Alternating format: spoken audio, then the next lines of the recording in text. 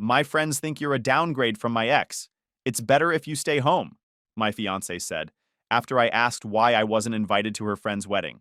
I nodded. And when she left, I canceled everything and packed her stuff. A few hours later, her mom called me yelling, "All right, Reddit, grab some popcorn and strap in. This is going to be intense. My name's Cole, 30 male. I'm a journeyman lineman for the regional power company. If you don't know what that means, I'm the guy who climbs 40-foot poles in the middle of an ice storm to get your lights back on. I'm the guy who works 16-hour shifts during hurricanes while everyone else is evacuating. I'm the guy who makes sure hospitals don't go dark and grandma's oxygen machine keeps running. It's not glamorous. The hours are brutal. The conditions are dangerous. But it pays well, and I'm good at it. I've been doing it for 8 years. I grew up in a small town about 2 hours north of here. Dad was a mechanic who worked on diesel engines until his back gave out. Mom was an ER nurse who worked nights so she could be home when we got off school. They taught me that you judge a man by what he does, not what he says. Show up. Work hard. Keep your word. Don't complain. Fix what's broken. I took that to heart. By 28, I owned my house outright. Paid cash. 3 bedrooms, decent yard, detached garage where I rebuilt motorcycles on weekends. I had 0 debt, a solid retirement account, and enough savings to weather a year without working. Then I met Blair. She was 26 when we crossed paths at a mutual friend's cookout. Beautiful without even trying. Brunette, green eyes, a laugh that made you want to keep saying stupid things just to hear it again. She worked as an events coordinator for a boutique hotel downtown, planned corporate retreats and wedding receptions. Had that polished professional thing going on. We talked for 3 hours that first night, standing by the fire pit while everyone else got loud and distracted. I asked for her number. She gave it to me without playing games. I like that. Seemed like she had her head on straight. What I didn't know was that she was 6 months out of a 2-year relationship with a guy named Preston. Preston was the kind of guy who wore boat shoes without socks and talked about his personal brand. He came from old money, worked at his daddy's investment firm, and treated women like accessories to swap out when he got bored. He'd cheated on Blair repeatedly, gaslit her when she confronted him, then dumped her when she finally demanded accountability. Said she was too needy, too dramatic, not sophisticated enough for his circle. The breakup wrecked her confidence and left her finances in ruins because she'd been covering his lifestyle while he pocketed his trust fund distributions. Blair was a mess when I met her. She just hid it well. Underneath that put-together exterior was a woman with maxed-out credit cards totaling about $19,000, a car payment she could barely make, and a self-esteem that had been stomped flat by a trust fund baby with a Napoleon complex. She was living in a cramped studio apartment she could barely afford, trying to look successful while drowning in debt. I didn't know any of that at first. I just knew I liked her. And apparently she liked me too. Or at least, she liked what I could do for her. Our first year together was great. Really great. She seemed genuinely into me. She'd come to my house on weekends and watch me work on bikes in the garage, asking questions about the engines even though I could tell she didn't care about motorcycles. She'd pack me lunches when I had early shifts, little notes tucked inside. She met my parents and charmed them completely. My mom loved her. My dad said she seemed like good people. I trusted their judgment. When she told me about her debt, about 3 months in, I didn't run, didn't judge. I sat down with her at my kitchen table and made a plan. I paid off her credit cards in one shot, refinanced her car loan into my name to get her a better rate since her credit was trashed, helped her build a budget that actually worked. Within 8 months, she was debt-free for the first time in her adult life. I didn't hold it over her. That's not why I did it. I did it because I loved her, and I wanted us to have a solid foundation. When you're building something together, you don't keep score. At least, that's what I thought. After a year of dating, she moved into my house. Made sense. Her lease was up. I had the space. And she was spending most nights at my place anyway. She gave up her studio, packed her things into my truck, and moved in. She didn't pay rent. I didn't ask her to. The house was paid off. What was I going to do? Charge her to live with me? She covered groceries sometimes. Split the utilities. Handled the streaming subscription since I didn't care about that stuff. It worked. 6 months after she moved in, I proposed. A hike to her favorite overlook at sunset. I'd carried that ring in my pocket for 2 weeks waiting for the right moment. She cried, said yes, told me I was everything she'd ever wanted. I thought I'd found my person. That's when things started to shift. The engagement seemed to flip a switch in Blair's brain. It was subtle at first. Little things I could explain away. She started caring more about the wedding than about us. Every conversation became about venues and flowers and color schemes and seating charts. I'd come home from a 12-hour shift covered in mud and sweat, and she'd shove a tablet in my face asking me to choose between two shades of white that looked identical to my fried eyes. I'd say they looked the same. She'd get frustrated. Say I wasn't taking this seriously. The wedding planning kicked into high gear about 2 months after the engagement. Blair found a venue she loved, some converted barn outside the city that charged more per hour than I made in a week. We put down a deposit, $5,000 from me, matched by her parents who insisted on contributing. Her dad Gerald seemed happy to chip in. Her mom Meredith acted like she was doing us a favor by allowing her money to touch our peasant wedding. The caterer, the florist, the photographer, all came next. Her parents covered about $8,000 total. I covered the rest.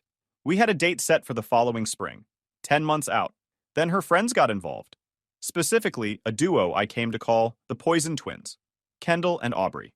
They'd been Blair's friends since college, part of some sorority sisterhood thing that apparently created bonds stronger than common sense. They both absolutely hated me from day one, and they didn't bother hiding it.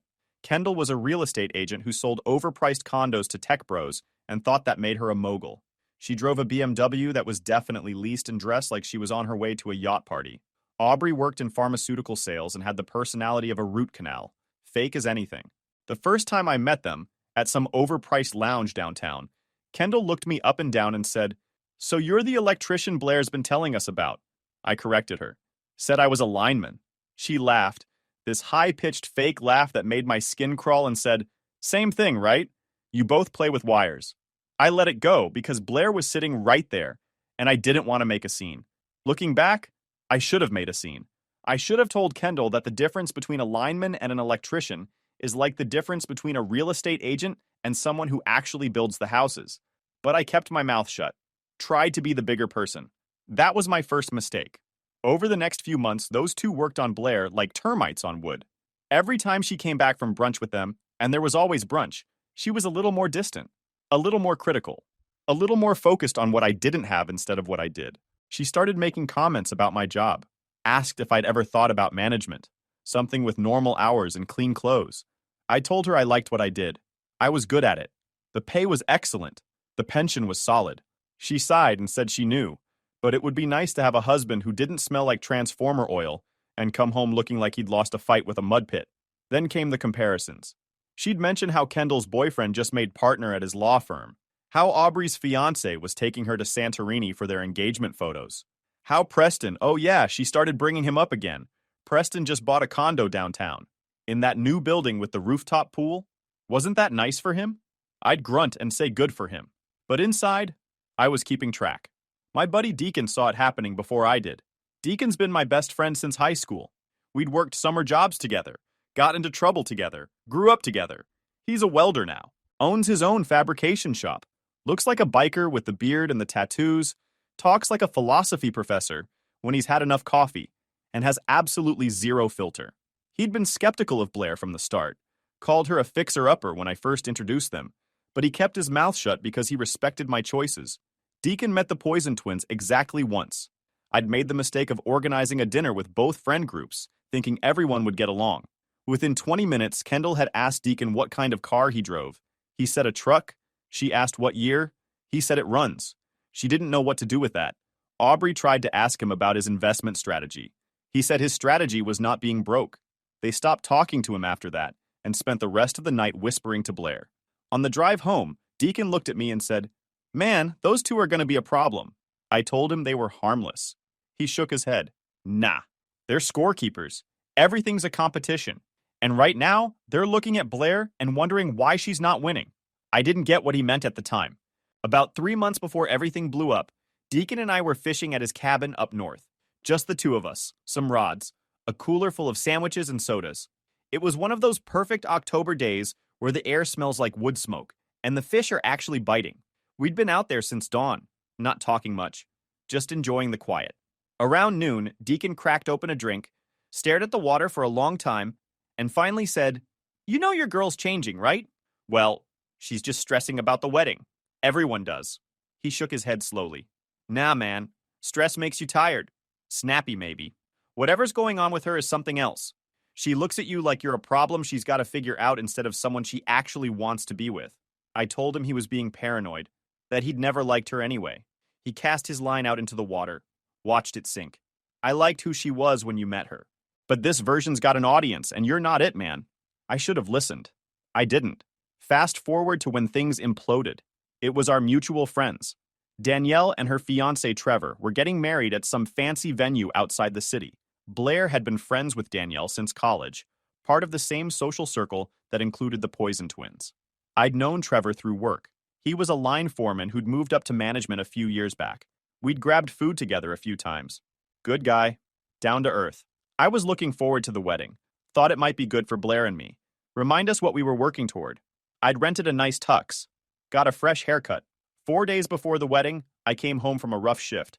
We'd had a transformer blow during an ice storm, and I'd spent 9 hours in a bucket truck trying to restore power to a nursing home full of elderly folks with no heat. 2 of them had been taken to the hospital for hypothermia before we got the juice back on. I was exhausted, dehydrated, and carrying about 10 pounds of dried sweat and dirt on my skin. I wanted a shower and sleep. What I got was Blair sitting on the couch with that look on her face. I dropped my gear bag by the door and asked what was wrong.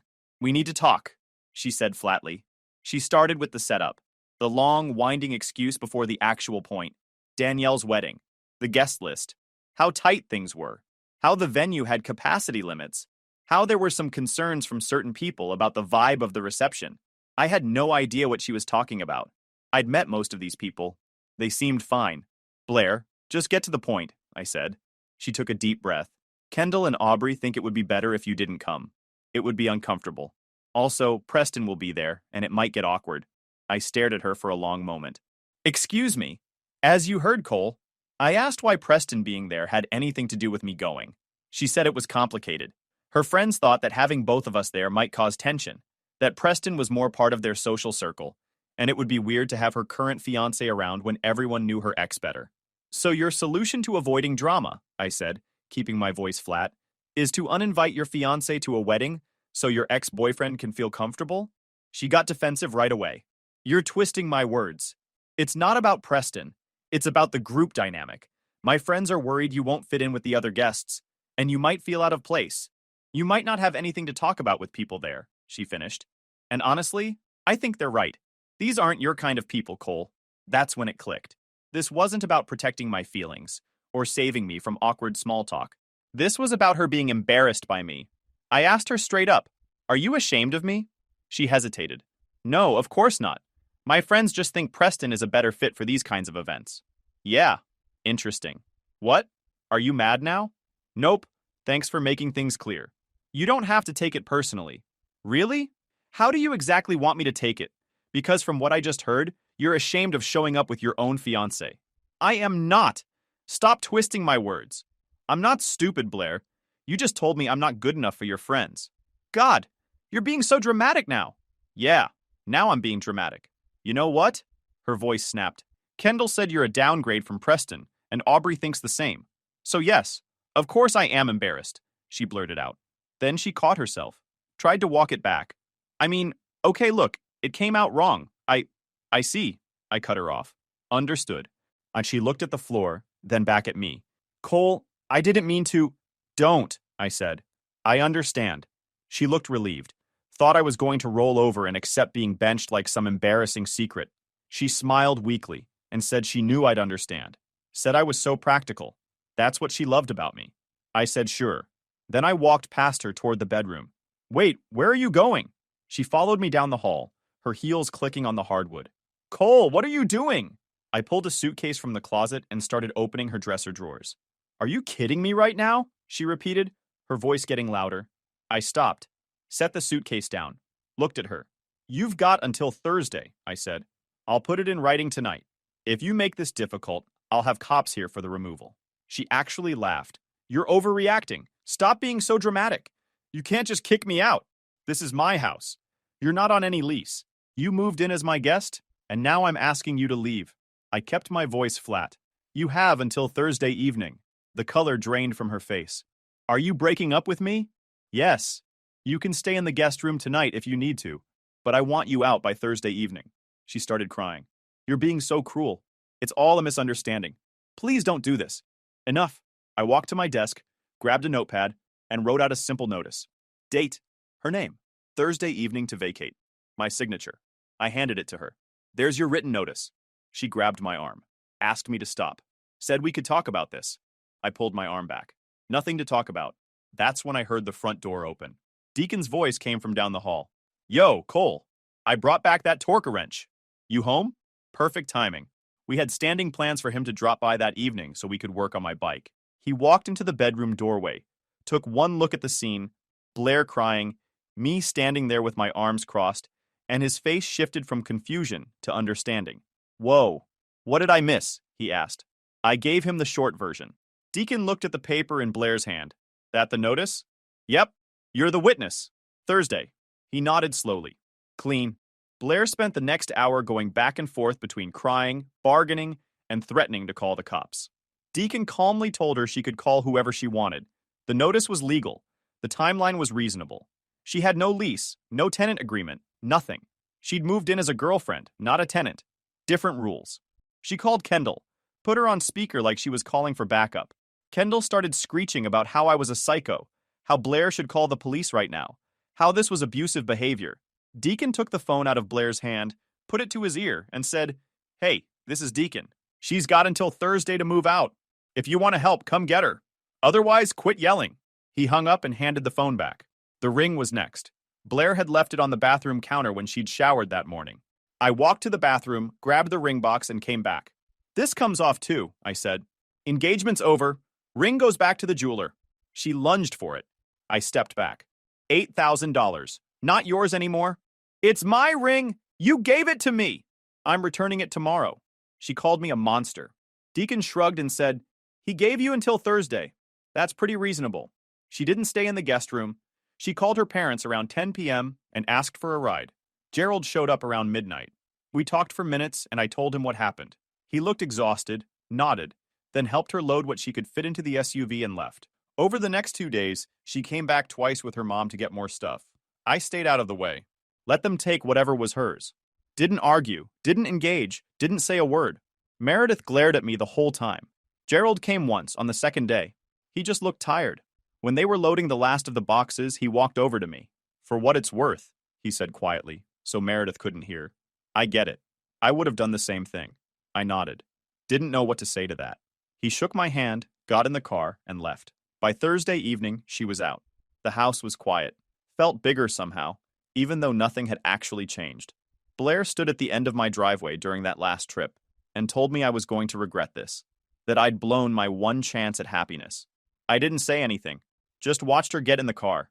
Deacon came by that night, sat on my porch with 2 drinks, handed me one as the sun went down. You good? He asked. Yeah, I said. I'm good. The next morning I got to work. Not line work, administrative destruction. First, the wedding vendors. I'd paid the deposits. My name was on the contracts. One by one, I called them. The venue, the caterer, the florist, the DJ, the photographer. I explained that the wedding was canceled. Most of them were sympathetic. A few tried to talk me into postponing instead of canceling outright. I told them there was nothing to postpone. The relationship was over. I signed the cancellation forms they emailed me, accepted the partial refunds were available, and crossed each one off my list. Saved every confirmation email in a folder. Just in case. The deposits her parents had contributed? Gone. Non-refundable. About $8,000 up in smoke because their daughter couldn't keep her mouth shut about what her friends really thought of me. That wasn't my problem. I hadn't asked them to contribute. They'd insisted. Meredith had made a big show of it, talking about family tradition and how important it was for the bride's family to participate. Meredith called me the next afternoon. I let it go to voicemail. She called again. Voicemail. The third time, I picked up just to get it over with. She was furious, yelling, demanded to know what I thought I was doing, said I had no right to cancel everything without asking them first, said I'd humiliated their family, said Gerald had worked overtime to contribute to this wedding, that they'd dipped into savings, and now because of my ego, because I couldn't handle a little criticism, they were going to lose everything. I told her to ask Blair why she'd agreed to uninvite me from a wedding so her cheating ex could feel comfortable. Then I told her to have a nice day and hung up. She tried calling back 4 more times. I blocked the number. Next, the car. The loan was in my name. Title was in my name. Insurance was in my name. I texted Blair once. Car's in my name. You have until Friday to get your stuff out of it. After that, I'm taking it. She responded with a wall of text I didn't read. I muted the conversation. Friday came, she hadn't touched it, so I listed it on Facebook Marketplace. Had 3 offers by Saturday morning. Met a guy in a grocery store parking lot that afternoon. Signed the title over, deposited the check, paid off the remaining loan balance, pocketed the difference, done. Then came the petty part. The part that made Deacon nearly spit out his coffee when I told him. We'd had a wedding website, one of those custom domains where you post your story, your registry, your timeline, directions to the venue. Blair had picked the template. She'd written the copy. She'd uploaded the photos. But I'd paid for the hosting, and the account was in my name. She'd never bothered to get the login info because that was tech stuff, and tech stuff was my department. I didn't delete the site. I didn't post anything mean. I just changed the homepage banner from Blair, June 14th, to event canceled in big block letters. Removed all the other content. Left the URL active so anyone who'd bookmarked it or had it in their emails would see exactly 2 words when they clicked. Event canceled. No explanation, no drama. Just 2 words that told everyone everything they needed to know. Blair had shared that link everywhere. It was in her email signature at work. She'd texted it to every relative. She'd put it in the group chat with her college friends. And now, when any of those people clicked it, they got the update without me having to say a word. When Deacon saw it, he just nodded. I like this. Let the rumor mill do all the work. Within 24 hours, people started asking questions. Blair's friends noticed. They reached out to her. She had to explain over and over what happened. Each time she told the story, she had to admit the engagement was off. Each time she admitted it, she had to decide how much truth to include. But Danielle saw the website before anyone else did. She texted me that same afternoon, hours after I'd changed it. Asked if what she'd heard was true. I told her the short version, kept it factual, no spin. That Blair had uninvited me because Kendall and Aubrey thought I was a downgrade from Preston. That she had agreed with them. That I'd ended the engagement because of it. Danielle was horrified. She told me Kendall had volunteered to help with the guest list as a favor, and Danielle had never approved cutting my invitation. She'd assumed I was coming. Trevor had been expecting me. She apologized a bunch, said she felt terrible, said she'd always thought Blair and I were good. She also said she was going to have words with Kendall at the rehearsal dinner. Those words apparently happened in front of everyone. Trevor gave me the play-by-play via text in real time. Danielle confronted Kendall in front of everybody, asked why she'd taken it upon herself to decide who could come to her wedding. Kendall tried to play innocent, said she was just trying to help, said she thought she was doing what Danielle would want. Danielle wasn't buying it. She asked Kendall directly if she'd told Blair to uninvite me because of Preston. Kendall couldn't deny it. The whole room went quiet. Danielle told Kendall and Aubrey they were no longer in the wedding party, that they could come to the ceremony as regular guests if they wanted, but they weren't standing up with her. They weren't giving toasts. They weren't in the photos. They left. Made a huge scene on the way out. Aubrey knocked over a centerpiece. Kendall called Danielle ungrateful and dramatic. The whole restaurant watched them storm out like toddlers who didn't get their way. Preston, who was still somehow invited, sat there looking like he wanted to disappear into the floor. Trevor said he left early and didn't come to the actual wedding. The ceremony went on without the Poison twins. Trevor said it was beautiful. Danielle looked happy. They sent me a piece of cake in a little box with a note that said, "Sorry for the drama. You deserved better." Deacon and I ate the cake while watching the game that Sunday. It was excellent cake. Over the next few days, the full story spread. Blair created a backup Instagram account and started posting vague stuff about betrayal and toxic masculinity and how some people show their true colors when you need them most. The comments were a mix of supportive friends who didn't know the full story and confused people asking what happened. Her friends rallied around her at first. Kendall posted a long rant about how Blair had dodged a bullet, how some men can't handle strong women, how this was actually a blessing in disguise. Aubrey shared it with fire emojis. But once word got out about what really happened at the rehearsal dinner, the narrative shifted. I didn't have to do anything else. The rumor mill handled the rest. Blair showed up at my job site 4 days after Danielle's wedding. She'd waited at the yard that morning, watched my crew load up, then followed my truck to the site. I didn't notice her tailing us, too focused on the day ahead. I was 50 feet up a pole in a residential neighborhood, replacing a crossarm that had been damaged in a storm. I was sweating through my layers from the climb, breath fogging in the cold, and I was focused on not dying when I heard the commotion below. My crew lead, a guy named Raphael, who'd been doing this job longer than I'd been alive, radioed up and asked if I knew the woman losing her mind next to my truck. I looked down, Saw her car parked illegally in the work zone. Saw her pacing. I told Raphael, yeah, unfortunately. He asked if I wanted him to handle it. I said I'd deal with it, and finished the connection I was working on. Secured my tools. Climbed down the pole one careful step at a time. Blair was waiting next to my truck when I reached the ground. She looked rough, hair pulled back in a messy ponytail, yoga pants, and a wrinkled t-shirt. She didn't wait for me to unclip my harness. "You humiliated me," she said, her voice cracking. "You wrecked my reputation. You cost my parents thousands of dollars. You ruined my friendships. Are you happy now?" I took off my hat, set it in the truck bed. Didn't say anything. She lost it. Started screaming about how she'd given me everything. How she'd lowered herself to be with someone like me. How her friends had warned her from the beginning that I wasn't good enough and she'd defended me anyway. Raphael and the rest of my crew suddenly got very interested in checking equipment across the street, but I knew they were listening. I waited until she ran out of steam. Then I asked when exactly she'd defended me. She said it wasn't like that she'd been under pressure, that Kendall and Aubrey had been in her ear constantly for months, telling her she could do better, telling her Preston was still interested. She said Preston had reached out a few times, said he missed her, said he'd made a mistake letting her go, said she'd been confused. I asked if she'd texted him back. She hesitated. "Yeah," I said. "That's what I thought." She said nothing happened, that it was just talking, old friends catching up, closure. She said she hadn't done anything wrong. I didn't argue with her, didn't see the point. She started crying again, said she'd made a mistake, that she loved me, that she wanted to fix this, that she'd do anything, that her parents were furious with her, that Kendall and Aubrey had dropped her, that she had nothing left. I looked at her for a long time. This woman I'd planned to marry. This woman who'd looked me in the eye and told me I wasn't good enough. "I'm not mad anymore," I said. "I was. For about 12 hours. Then I realized you showed me who you are before I married you. That's worth something." She said I was being harsh. "I'm just being honest."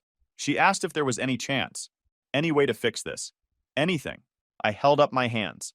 Let her see the calluses, the scars, the dirt that never fully washes out. "These hands paid off your debts, put a ring on your finger, and you told your friends they weren't good enough to show up at a wedding." I dropped my hands. "We're done." She stood there for a moment, tears running down her face. Then she turned and walked back to her car, sat in the driver's seat for 10 minutes without moving. Then she drove away. Raphael walked over, handed me a bottle of water. Didn't say anything. I drank the water and got back to work. 2 months later, life had gotten back to something like normal. My normal, anyway. The house felt different with her gone. Quieter, obviously, but also cleaner. I rearranged the furniture, took down some of the decorations she'd picked out, put up a few things I actually liked, made the place feel like mine again, because it was. I'd gotten the refund on the engagement ring. $8,000 back in my pocket, minus a small restocking fee. The jeweler didn't even ask why. Said he'd seen it before. Young couples, big dreams, reality hits. He processed the return and wished me luck. I used the money to buy a hydraulic lift for my garage. Deacon and I spent a whole weekend installing it, complaining and laughing and nearly crushing his hand twice, but we got it done. And now I could work on motorcycles without wrecking my back. I bought a second project bike just to fill the space, a 1976 Honda CB 750 that needed a complete overhaul. Perfect. Work was steady. The guys on my crew had heard the story by now. They didn't pry, just cracked jokes and moved on. Raphael told me his first wife left him for a car salesman. Said it was the best thing that ever happened to him because his second wife was twice the woman and half the headache. I appreciated that. My parents took the news better than I expected. Mom was angry at first. She'd really liked her. Or she'd liked who she thought she was. Dad just shook his head and said, "Better to find out now than 10 years in with kids." He wasn't wrong. They invited me over for dinner every Sunday for a month straight. Didn't push. Just made sure I wasn't alone. Deacon came over most weekends. We'd fish, work on bikes, watch games, grill steaks that Blair would have complained were too rare. He'd started dating a nurse named Elena he met at a blood drive. She was actually cool. Didn't have that fake nice thing going on. She even helped me bleed the brakes on the Honda once, said her dad was a mechanic and she missed working with her hands. I told Deacon to hang on to that one. As for Blair, I heard pieces through the grapevine. Trevor kept me updated even though I told him he didn't have to. She'd moved back in with her parents, had no choice. She couldn't afford rent anywhere without my money behind her, and she hadn't saved a dime the entire time we were together. Why would she? I'd covered everything. Meredith was furious, apparently. Kept reminding Blair how much money they'd lost on deposits. Gerald was quieter about it, but that was almost worse. He just looked disappointed. Trevor said he'd run into Gerald at the hardware store a few weeks later, and Gerald had shaken his head and said, "I liked that kid. She really screwed up." After I sold the car, Blair was stuck driving her mom's old sedan, a 12-year-old Camry with a dent in the rear bumper and no working AC, a car she would have made fun of a year ago. Kendall and Aubrey didn't drop her right away. At first, they just got busy, couldn't make brunch, had other plans. The slow fade. Then after the rehearsal dinner blow-up, the fade turned into a full block. They blamed Blair for the whole thing, said she shouldn't have told me about the uninvite. They found a replacement for their brunch group within a month, some girl from their Pilates class. Blair found out through Instagram. The hotel job got rocky. Trevor heard from Danielle that Blair had been struggling at work, showing up late, missing deadlines. They moved her off the big events, gave her smaller accounts. About 3 months later, she left to pursue other opportunities. I'm guessing they gave her the choice to quit or get fired. She tried reaching out through mutual friends a few times, trying to set up a second chance. People mostly just didn't respond. Danielle told her she'd had her chance. I didn't feel sorry for her. She made her choices. She gets to live with them. I hope she finds whatever she thinks she deserves. She's not my problem anymore. Guys, we are so close to hit 100,000 subscribers on this channel. If you are not subscribed to the channel, please consider subscribing. It really helps hit that 100,000 mark. Thanks for making this dream come true.